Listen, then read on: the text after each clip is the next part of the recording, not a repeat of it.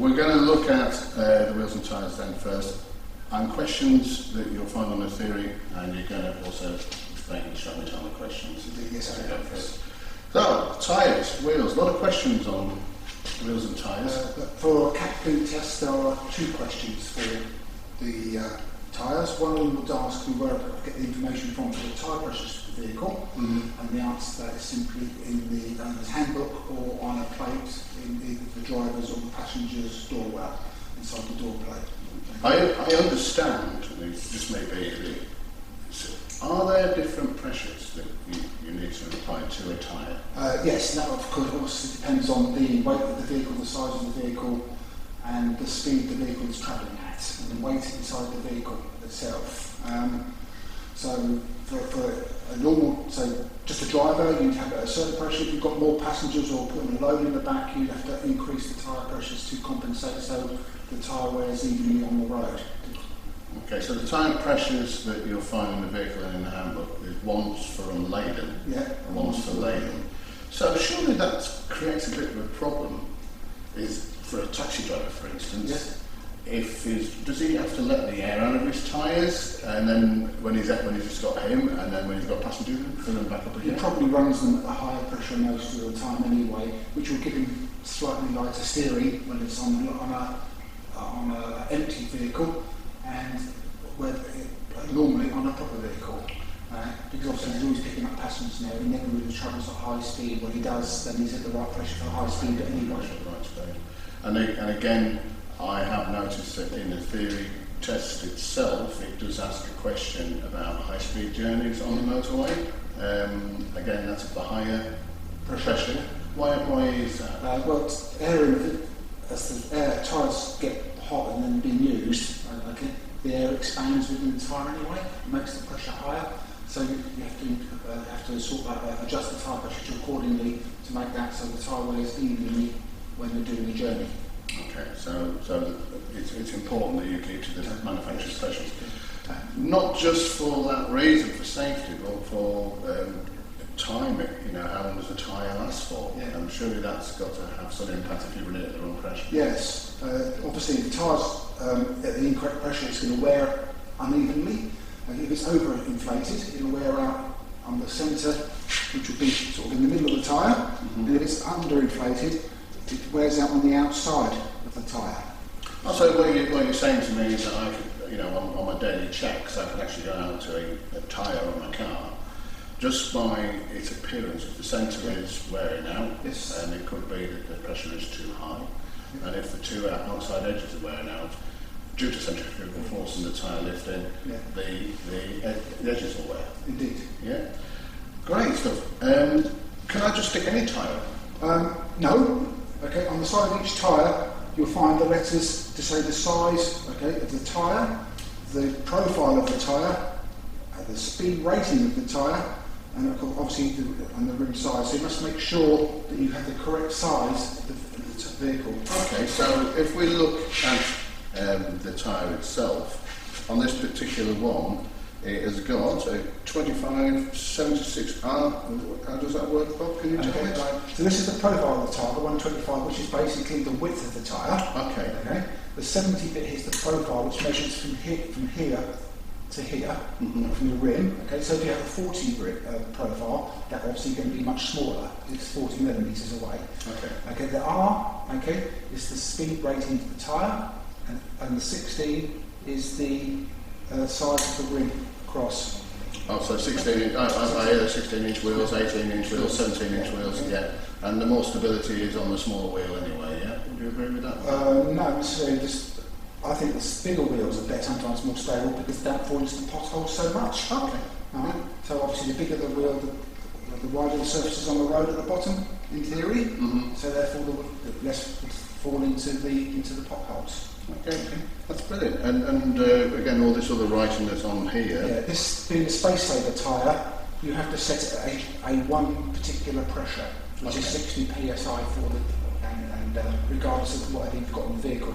And also being a space saver, you're not allowed to use it for more than 50 miles an hour, which is 80k, or use it for more than 300 miles on the journey.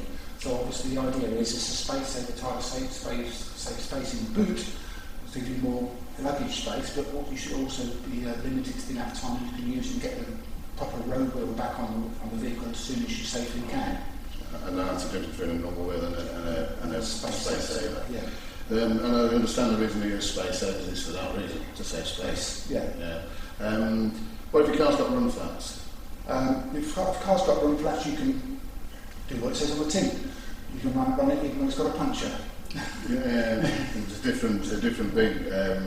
I have run flats on mine. I'm sort of a bit weary of them. Yeah, I've never had them on my car, I must admit, and even though it says I would never trust I could get a proper inflation done as soon as I possibly could. Because run flat tyres, when they first come from a manufacturer, they have a little can of expansion foam inside the boot. If you do get a puncture, you can actually fit it and blow the tyre up, and it's supposed to seal the puncture. I'm not really a great believer in that. No. I have noticed that some companies, when you go for tyre change, will not actually mend a puncture on a run flat. They always try to, tell you that it needs a new one. But the problem is with run flats, they can cost a lot of money. Mine are £120 each, and like a budget tyre that you can get for a conventional car, you can probably get them for 40 quid. And again, that goes down to you as an individual. When you buy your car, it costs a lot of money to maintain it and to keep it running. Tyres do go into that equation. You just see how much your tyres are when you actually do working out prices, because if you've got run flats on there, that could add a considerable amount of money to the running costs on a yearly basis. You can't just go and put a budget tyre on some cars. You mentioned here, Bob, the R rating. Yeah. Right. That means that I could not, if I've got a performance car, I could not go and put a budget tyre on because of the speed that car would do. This R rating means you can drive up to 130 miles an hour. Okay. If you've got a higher quality vehicle that has a V rating tyre, you can do 180 miles an hour. Yes. Okay, but obviously the speed limit being 70. You've got to answer the question, but I can believe some people will try, and it's always what I do believe that when somebody gets a car for the first time, the first thing they want them to do is to see how fast the damn thing goes. And you've got to look after these things. They either make you or break you if you don't. The tread depth itself, is a key thing. Now, I do know, I noticed on here, there are tread depth indicators on the space saver as well. I don't know whether you can actually see that. There's a raised piece of rubber, set at 2 millimetres. So as the tyre actually wears down, once it gets to that raised set, that's the time to change it. I'm very much aware that the tread depth is 1.6 mil on a car. I don't think that's safe. The type of rain we get nowadays is pretty damn torrential. Yeah. Not that it years ago it used to be a nice rain, drizzle all day, and now you're going through floods virtually. And tread depth is designed to get rid of the water and also give you grip. Biggest problem with it is if your tread depth gets too low, you haven't got that grip. Yeah. So I do myself look at 3 mil, 4 mil, and then look at changing the tyre. I suppose out of experience of losing control of vehicles on snow and ice, it's taught me a lesson.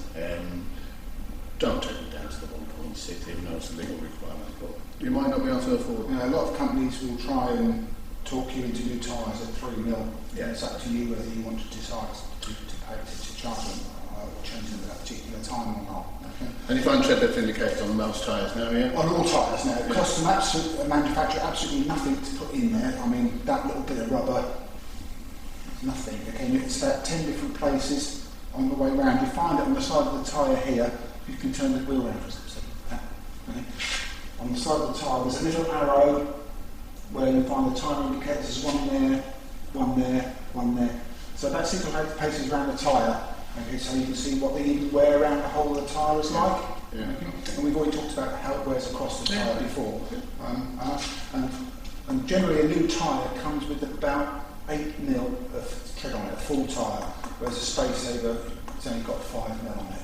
Okay, great stuff. As a refresher, just to just go through some of the points, if you don't look after it, if you overinflate a tyre, the centre part will wear. If you underinflate a tyre, you'll get both edges wear. I remember the minimum tread depth on any tyre for a motor car is 1.6 mil.